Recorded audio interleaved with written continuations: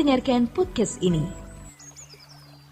Dari sejak zaman dahulu sampai hari ini, khususnya di wilayah tertentu, perekrutan tentara, milisi, atau prajurit sering dilakukan dengan tindakan-tindakan yang terkesan kejam tanpa perasaan.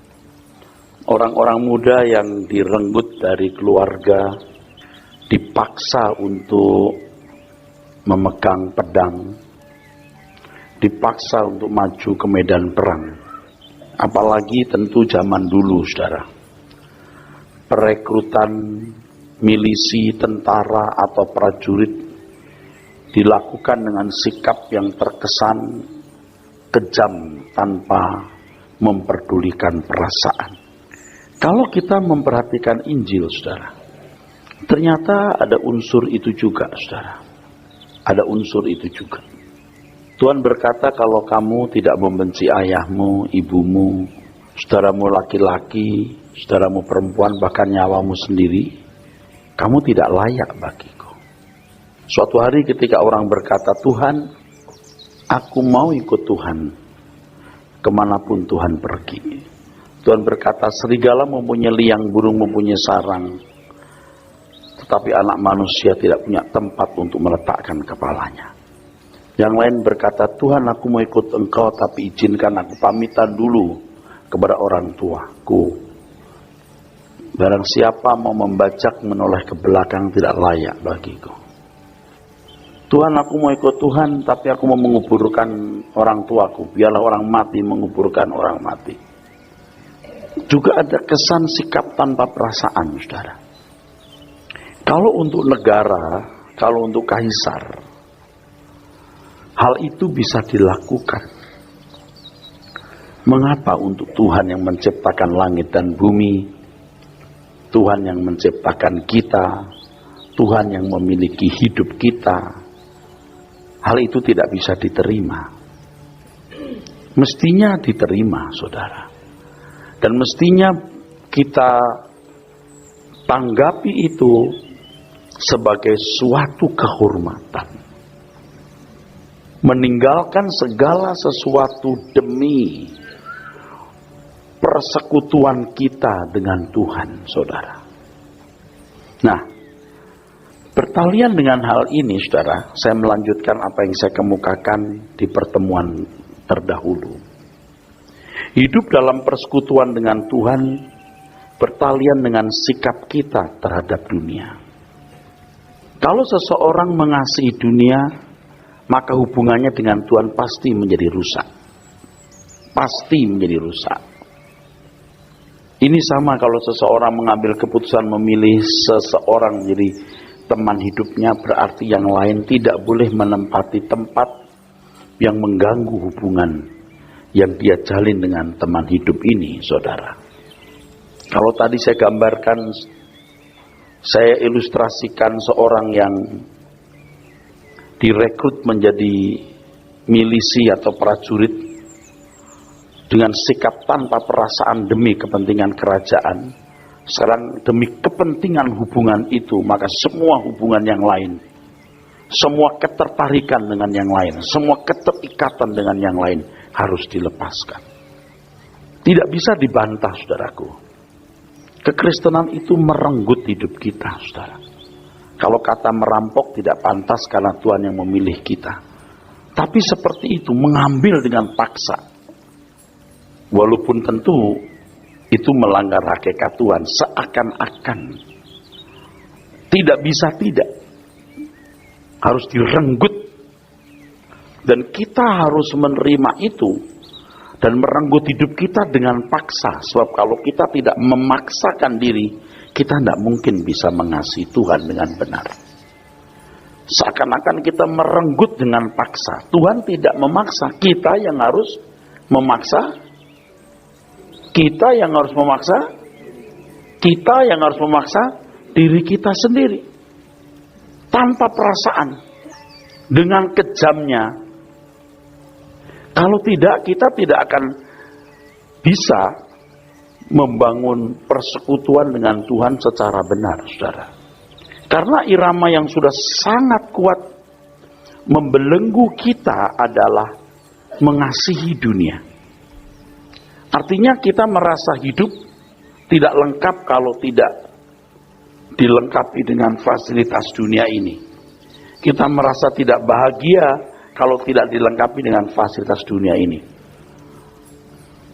Manusia sudah hidup di bawah pola yang salah.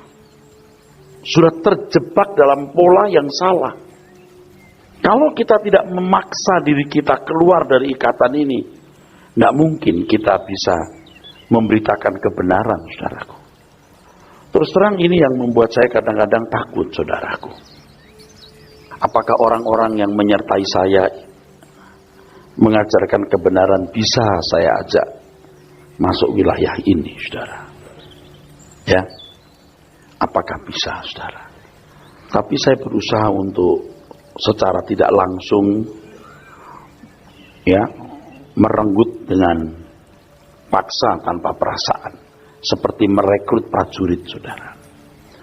Kalau kita sendiri sebagai pemberita kebenaran masih berpikir bahwa kita tidak merasa lengkap, tidak merasa bahagia tanpa fasilitas dunia, lumpuh kita lumpuh.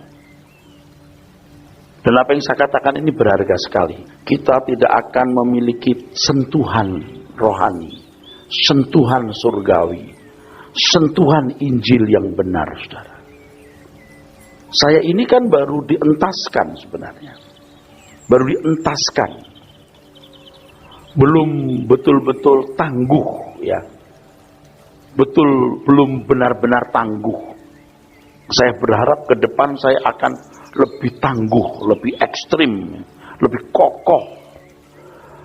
Supaya pemberitaan firman yang saya sampaikan itu memiliki sentuhan. Kalau kata yang lain dari sentuhan itu punya perbaraan yang membakar, menghanguskan dengan sentuhan yang surgawi sifatnya, saudara. Kalau kita masih mengasihi dunia, tidak bisa. Tidak bisa. Dari sini beratnya, saudara. Ya, pasti di sini hadir lebih dari 40 orang yang sedang saya rekrut untuk menjadi juru bicara Tuhan. Saudara tidak perlu mengalami jatuh bangun seperti yang saya alami. Saudara cukup percaya saja karena apa yang saya katakan ini firman Tuhan, saudara. Jangan merasa kebahagiaan hidup ini bisa terwujud jika ditopang oleh materi dunia dan berbagai fasilitasnya. Itu jeratan, saudara. Itu jerat. Dan kalau kita tidak memaksa diri keluar dari jerat ini, kita nggak bisa lepas dari jerat itu. Nggak akan bisa. Tuhan berkata di Matius 10. Kita baca ya. Matius 10 ayat 34 dulu kita mulai, saudara. Ini khutbah bukan untuk sekelompok orang loh. Ini untuk semua saudara. Ya. Cuman untuk beberapa pembicara tadi ada sedikit tambahan. Tapi untuk semua saudara. Sebab kalau saudara tidak memiliki warna hidup sesuai firman, saudara tidak bisa jadi saksi. Kita mau menjadi berkat mengubah orang melalui kekudusan kita. Berkhotbah setiap hari melalui kekudusan kita. Kita berkhotbah untuk menyatakan ada kerajaan surga melalui sikap hidup kita terhadap uang, terhadap harta. Ya, filosofi hidup kita yang akan dilihat orang, saudara. Orang akan mengetahui orang ini tidak mencintai dunia. Orang ini mempunyai pengharapan yang luar biasa di kehidupan yang akan datang. Orang ini memikirkan perkara-perkara yang di atas. Orang ini mendorong kami untuk melihat apa yang tidak kelihatan. Nah, itu sudah. Semua kita. Kalau pembicara ada plusnya lagi karena dia ngomong juga. Makanya ia harus menghidupi apa yang dia katakan, saudara. Seperti Nuh waktu membuat bahtera, ya. Berhari, berbulan, bertahun. Hidup dia ini menginspirasikan adanya bencana yang akan datang, tapi juga keselamatan yang disediakan. Abram keluar Ur Kasdim, hidupnya menginspirasikan adanya kota yang memiliki dasar yang direncanakan dan dibangun oleh Allah. Makanya kita baru mengerti mengapa Tuhan mengatakan kota yang terletak di atas bukit mustahil tersembunyi. Harus dipandang bahwa berkhotbah itu gampang. Tapi yang sulit adalah bagaimana kita berkhotbah melalui seluruh tindakan hidup kita. Kalau seluruh tindakan hidup kita sudah benar, khotbah kita akan menyentuh, saudara. Akan membakar, menghanguskan. Pasti apa yang saya sampaikan sekarang ini lebih menghanguskan dibanding 3-6 bulan yang lalu. Pasti. Makin hari, makin menghanguskan. Saya berasa. Kalau saya merasa, ya, kalau saudara ada yang tidak merasa, terserah. Kalau saya merasa, walaupun tidak meledak-ledak seperti 6 bulan atau setahun yang lalu, tapi lebih kokoh, menghanguskan saudara. No excuse, tidak ada ampun untuk boleh ya agak duniawi dikit, tidak boleh. Tidak boleh, dunia bukan rumahmu. Kalau saudara menerima kekristenan bukan ancaman, itu Kristen palsu. Kristen yang benar itu mengancam. Keluar dari dunia ini atau tidak usah sama sekali. Mengancam. Mendesak. Jadi Injil yang banyak diberitakan itu murahan. Murahan sekali. Itu bukan Injil. Sama sekali bukan Injil. Sama sekali bukan Injil. Injil yang benar itu merenggut kita dari dunia ini. Merenggut tanpa sisa. Terus baca sekarang. Matius 10 ayat 34. Jangan kamu menyangka bahwa aku datang untuk membawa damai di atas bumi. Aku datang bukan untuk membawa damai, melainkan pedang. Sebab aku datang untuk memisahkan orang dari ayahnya, anak perempuan dari ibunya, menantu perempuan dari ibu mertuanya. Dan musuh orang ialah orang-orang seisi rumahnya. Barang siapa mengasihi bapa atau ibunya lebih daripadaku, ia tidak layak bagiku. Dan barang siapa mengasihi anaknya laki-laki atau perempuan lebih daripadaku, ia tidak layak bagiku. Barang siapa tidak memikul salibnya dan mengikut aku, ia tidak layak bagiku. Barang siapa mempertahankan nyawanya, ia akan kehilangan nyawanya.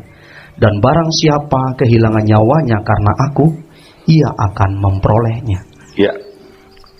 Apa yang tadi saya katakan di awal pemberitaan firman ini jelas. Ya, tanpa perasaan, merenggut. Tuhan menghendaki sebuah hubungan yang eksklusif, saudara. Hubungan yang indah dengan Dia, saudara.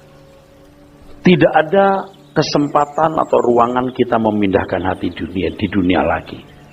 Lebih baik 1 hari di rumah Tuhan daripada 1000 hari di tempat lain. Lebih baik 1 detik saudara memikirkan Tuhan, 1 menit, 1 jam, daripada berhari-hari di dunia dan tenggelam dengan kesenangan dunia. Tuhan hanya mendapat porsi kecil waktu kebaktian, waktu berdoa, nyembah Tuhan, kau segalanya bagiku, keluar dari gereja seperti anak dunia. Konyol, saudara.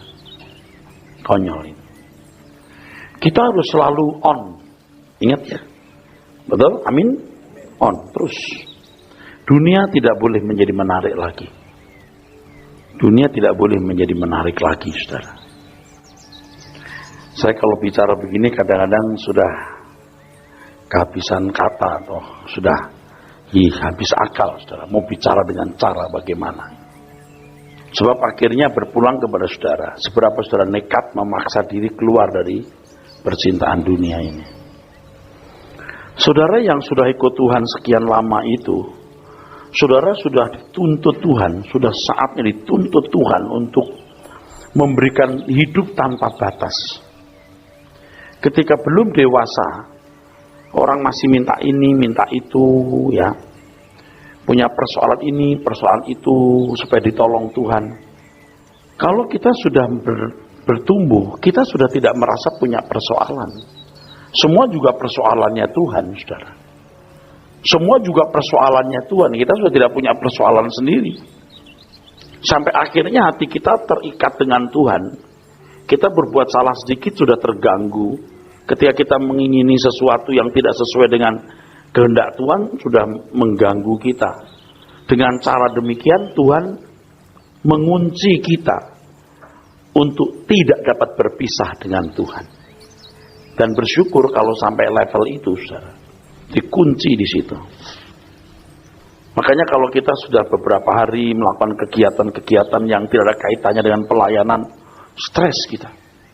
Dengan keluarga jalan-jalan bagus, tapi kalau berkepanjangan stres kita.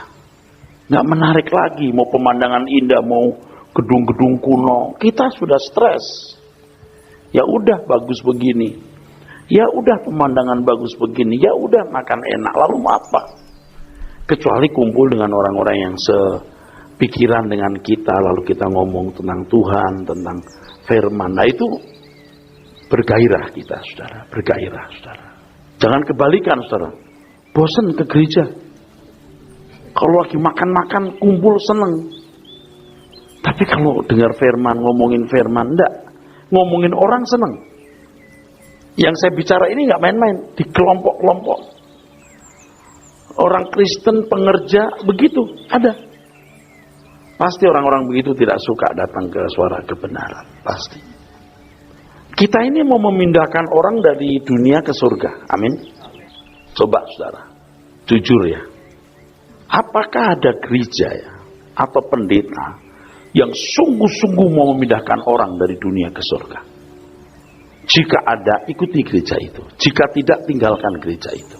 Kalau cuma menyajikan kebaktian misa atau kebaktian misa atau doa untuk kesembuhan, doa untuk ekonomi yang dipulihkan, wah, ini luncas, ini meleset, saudaraku.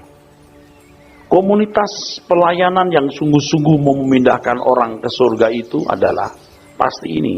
Karakter yang dirubah. Amin. Memikirkan langit baru, bumi baru. Yang ketiga, diajar bertanggung jawab, kerja keras, giat kerja. Nah, kalau orang tidak tahu kan berpikir gini, wah, kalau ngomong surga terus ya udah deh. Jadi nggak semangat hidup, apatis begitu kan. Karena ada seorang pengusaha yang sedang dilanda cinta Tuhan nih, seorang hamba Tuhan juga. Ketemu hamba Tuhan yang lain, ini seorang pelayan Tuhan tapi juga pengusaha.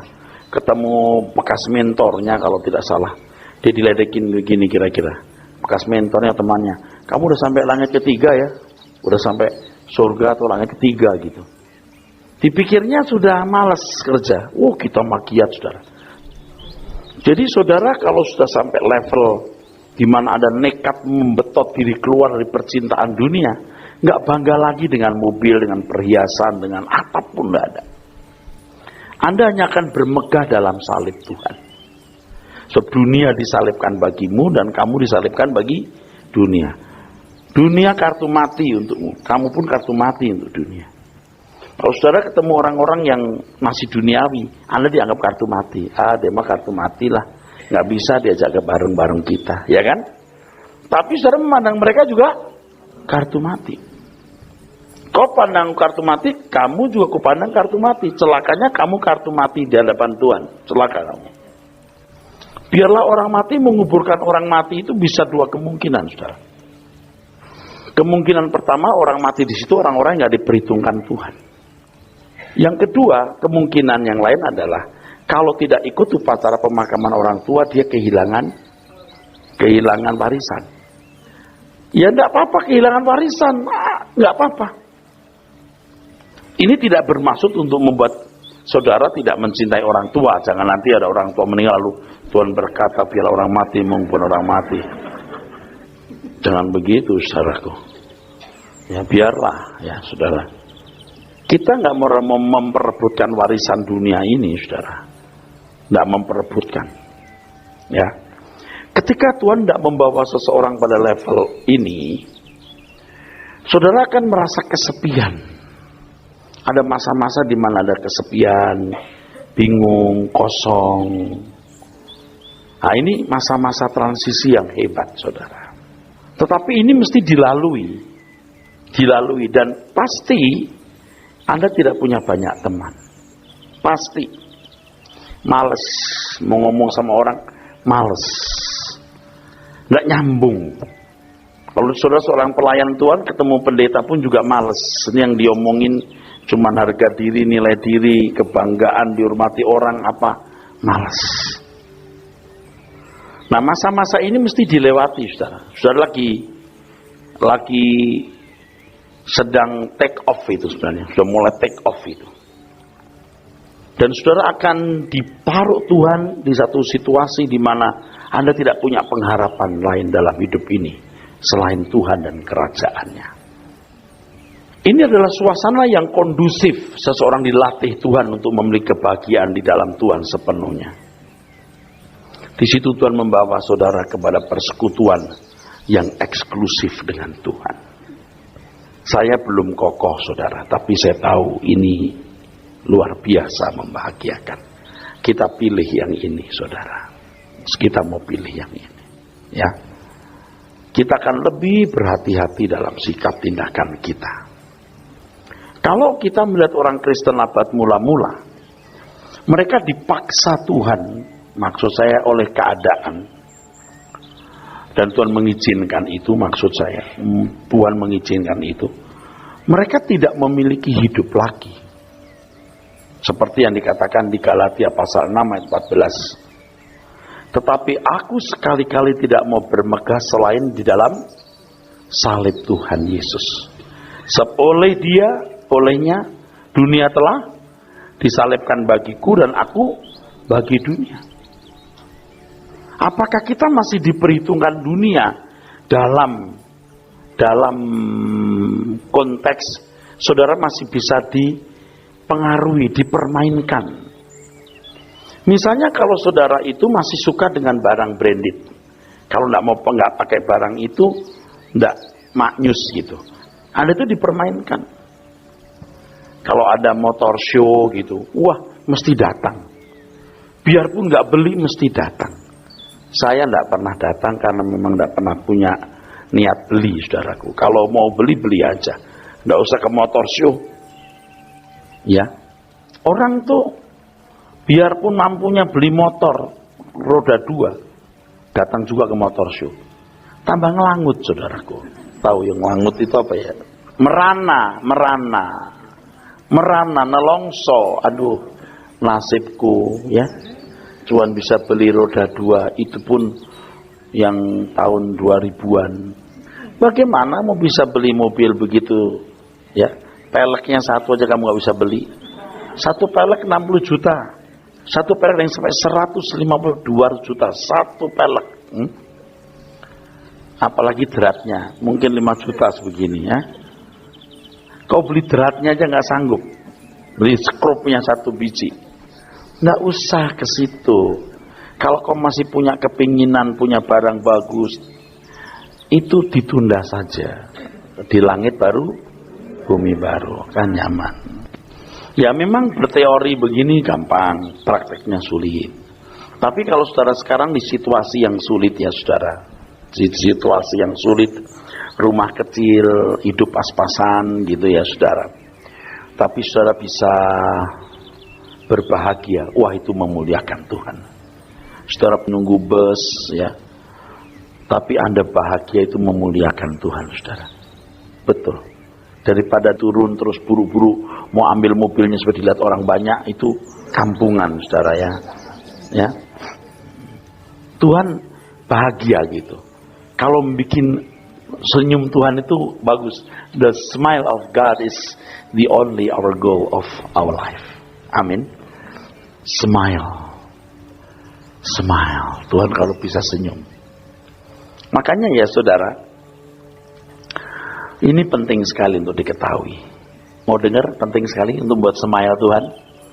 Waktu Anda di dalam situasi sulit, Anda bahagia, itu membuat smile Tuhan.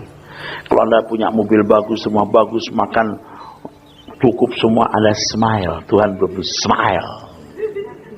Pada waktu Anda dalam situasi sulit ekonomi. Yang kedua, waktu Anda punya kesempatan berbuat dosa, lalu Anda menolak. Jadi kalau belum ada kesempatan, lalu Anda hidup suci, belum membuat smile. You harus punya kesempatan dulu, lalu Anda menolak, reject, Anda refuse, Anda reject, Anda menolak, Anda bikin smile. Makanya ketika saudara mulai dibuat Tuhan dewasa, Anda akan punya kesempatan berbuat dosa banyak. Karena Tuhan mau menciptakan smile. He smile. Kasih kesempatan berbuat dosa, supaya Tuhan bisa senyum. Oleh sebab itu janganlah membawa kami ke dalam pencobaan, tetapi mari melepaskan kami daripada yang jahat. Itu bukan berarti lalu Anda dihindarkan dari kesulitan. Berikanlah kami makan kami pada hari ini secukupnya, bukan lalu Anda ketika dapat beras turun dari langit. Anda harus mencari. Kalau soal pencobaan tadi, keinginan jahat, Anda harus membuang keinginan jahat itu. Amin. Membuang, saudaraku, membuang. Yang ketiga, Anda membuat Tuhan senyum pada waktu Anda ditindas orang, dilukai, disakiti. Anda tidak membalas itu. Jadi jangan nunggu tidak punya masalah. Kenapa Tuhan aku disakiti orang ini Tuhan? Dan kau biarkan dia berjaya. Kalau boleh Tuhan, bunuhlah. Seperti firman-Mu, bunuh di depan mataku. Itu kan maksudnya firman itu Tuhan Yesus, bukan kamu. Bawa kemarin, bunuhlah di depan mataku. Dia yang tidak suka aku menjadi rajanya, bunuh di depan mataku. Bawa kemari, bunuh depan mataku. Itu kan nanti di akhir zaman, jangan ada tarik dengan firman, sesuai firman-Mu. Bawa di depanku, bunuh depan mataku. Jadi kalau dia dibuat hidup sebab Tuhan mau meng-create His smile. Kalau perlu Anda berdoa, Tuhan biarlah panjang umur Tuhan. Disakiti saya terus Tuhan. Pada waktu kita dalam keadaan sulit, ekonomi, keadaan yang sulit. Yang kedua, pada waktu kita punya kesempatan berbuat dosa. Yang ketiga, kita dilukai, disakiti, saudara. Sebenarnya ini yang saya khotbahkan bertalian dengan apa yang saya khotbahkan hari Minggu, ya. Selalu membawa kematian Tuhan di dalam tubuhku ini, supaya kehidupan Yesus nyata di dalam tubuh kami. 2 Korintus 4 ayat 10. Kami senantiasa membawa kematian Yesus dalam tubuh kami, supaya kehidupan Yesus juga menjadi nyata di dalam tubuh kami. Membawa kematian Yesus artinya kepasrahan dari kesediaan yang tulus untuk menerima segala penderitaan demi apa? God's smile.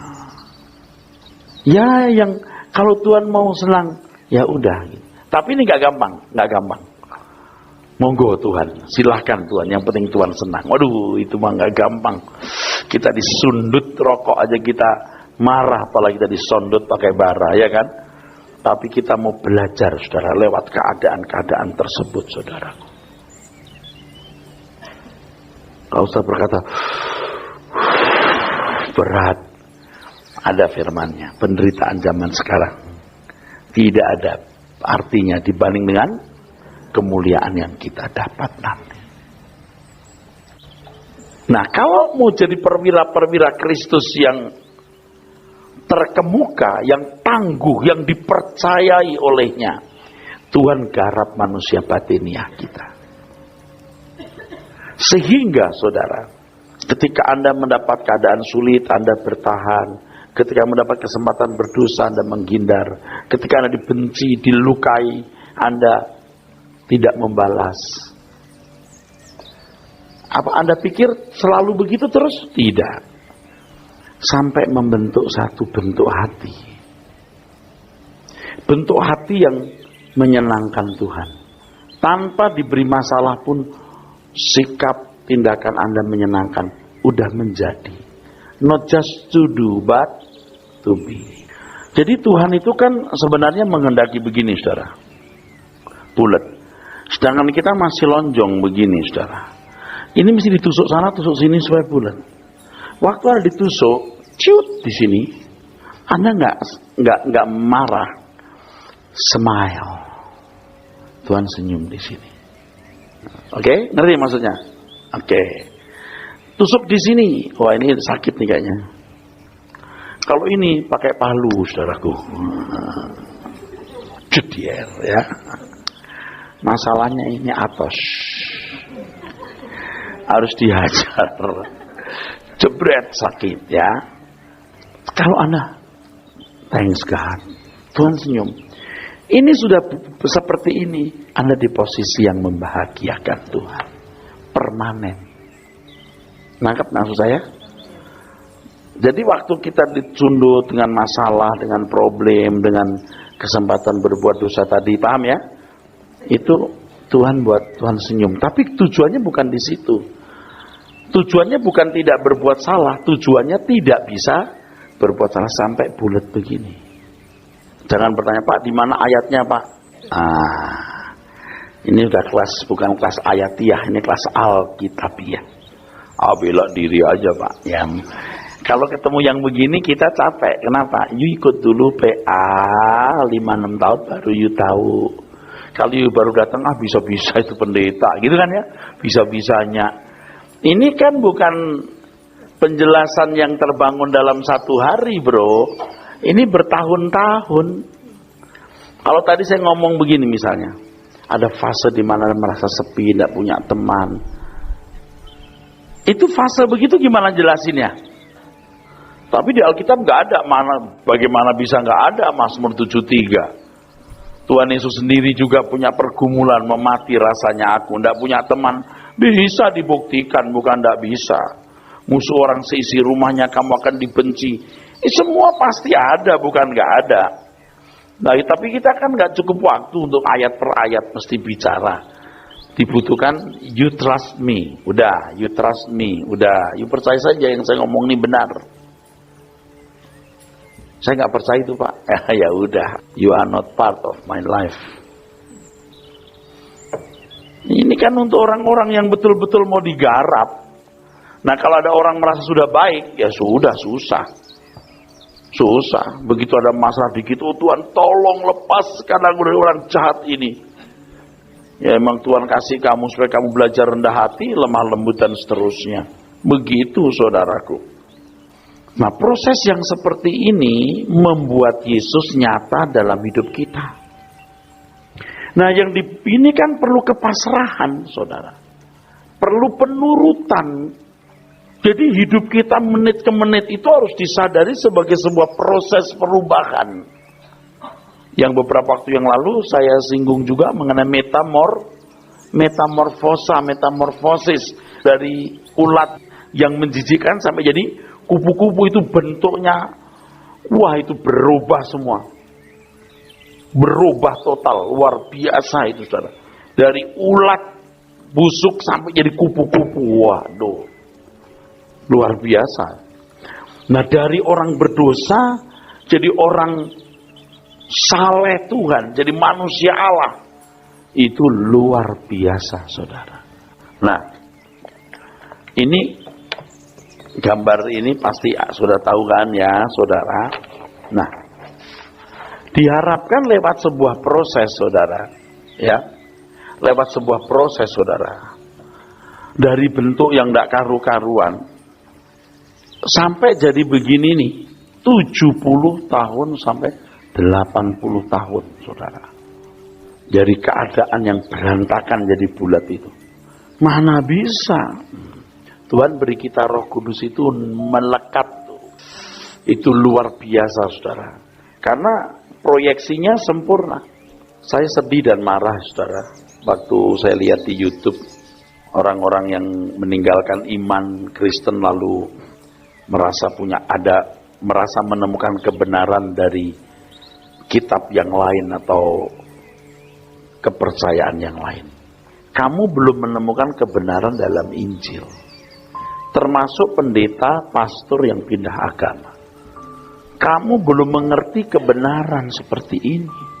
Makanya kalau kekristenan dipahami seperti agama, lalu khotbahnya seperti motivator itu, wah tergilas dengan cara-cara agama lain yang militan untuk menjadi benar di mata Allahnya. Militansi mereka untuk menjadi orang yang mempercayai Allahnya dan membela Allahnya luar biasa. Dibanding orang-orang Kristen yang cuma beragama Kristen, tewas itu orang-orang Kristen itu. Yang keselamatan karena anugerah, kasih karunia, selamat enak elo. Tuh lihat begitu, kelakuannya kayak apa? Coba, pembelaannya untuk Tuhan sama sekali tidak nampak. Makanya kekristenan harus unggul, tetapi tidak akan bisa ditemukan keunggulannya kalau tidak mengenal kebenaran. Roh Kudus menuntun kita kepada segala kebenaran. Itu harus ditanggapi dengan benar. Artinya Roh Kudus menuntun kita kepada segala kebenaran kalau kita belajar kebenaran dengan tekun. Nah kadang-kadang orang tuh ya sudah STH, udah mantep, udah cukup, udah jadi STH. Coba. Aduh. Saya sih optimis Anda nggak STH kalau terus-menerus dengar khotbah saya. Anda nggak kalah dengan STH. Cuma Anda nggak bisa bahasa Yunani, Ibrani aja. Tapi kalau kata-kata yang penting saya beri. Anda nggak belajar perjanjian baru, perjanjian lama, pengantar dan baru dan lama. Tidak belajar hal-hal yang biblical. Saya yang mengajar. Hal yang penting saya yang baca, saya yang belajar ngajarin. Anda sudah punya format-format, deskripsi-deskripsi, definisi-definisi, bangunan berpikir, bangunan teologi yang kokoh. Dan yang penting ini, mau dengar? Kelakuanmu agung. Karena dari kelakuanmu nampak teologiamu. Iya, dari kelakuanmu nampak teologiamu. Jangan belajar teologi cuma mau cari hidup. Waduh, dan itu sudah saya lihat di mana-mana, saudaraku. Cuma cari hidup. Wah, pedih saudaraku. Kita memberi hidup. Kita diajar tidak mencintai dunia. Begitu hati kita sedikit melekat dunia. Atau punya kebanggaan, kesenangan. Oh, gereja ini besar. Punya kebanggaan. Oh, jemaat banyak. Itu sudah jadi berhala. Jangan hatimu senang karena hal itu. Bahkan mengusir setan, mengadakan banyak mujizat. Tuhan berkata, jangan kamu senang. Kalau kau bisa mengusir setan, bisa mengadakan banyak mujizat, tetapi berbahagialah namamu tercatat di dalam kerajaan surga, dalam kitab kehidupan. Nah, oleh sebab itu kembali kepada pokok masalah kita, saudara. Anda harus betot keluar. Tadi saya mulai dengan perekrutan tentara, perekrutan milisi, perekrutan prajurit.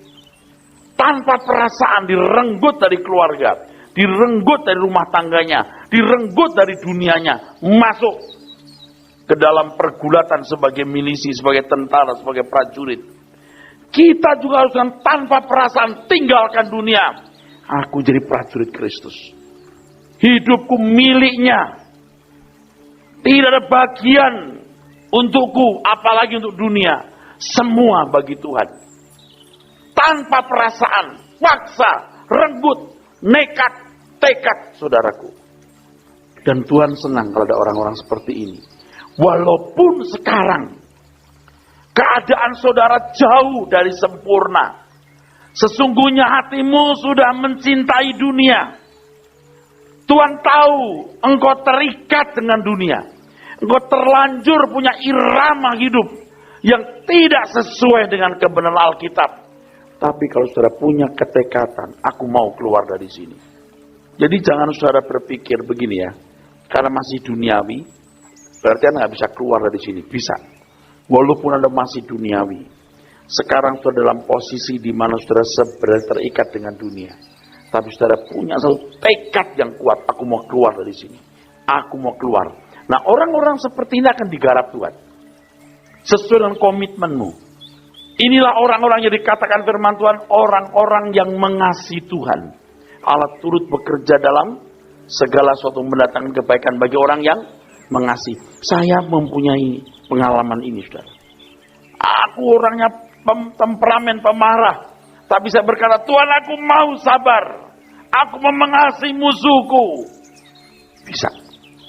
Apapun kelemahanmu, tolak itu. Dalam arti, relakan dirimu meninggalkan. Relakan dirimu tidak menikmati. Supaya kita bisa menikmati Tuhan. Begini, saudara. Gimana cara menggambarkan? Kan ada makan-makan yang di lidah kita enak. Tahu? Kita mau berkata, ini nggak enak, walaupun enak. Ada makan kita nggak enak nih.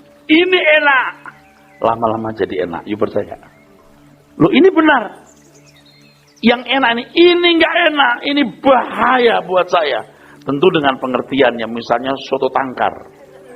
Yang keling-keling, satenya dibakar itu setengah mateng dan banyak itunya, arangnya makin angus, enak banget ya. Sop buntut. Oke. Wes. Ini enak, kita bilang ini nggak enak. Kenapa? Ini bikin aku stroke. Bisa nyumbat di pembuluh, langsung orang nggak bisa bangun. Ini buah nggak enak. Sayur anyep. Tapi ini enak. Dengan pengertian ini bikin aku panjang umur. Aku sehat. Darah tinggi turun. Betul nggak? Kolesterol turun. Ini enak. Bisa, saudara. Saudara tahu nggak ya kenapa saudara nggak mau olahraga? Nggak enak olahraga itu. Kalau udah nggak olahraga, anak males. Lagi nih, kok sampai banget sih? Aduh. Tapi nekat, ini enak. Aduh. Harus dipaksa. Jangan, aduh males deh. Aduh males. Nggak mau olahraga. Ayo olahraga. Udah dalam hati.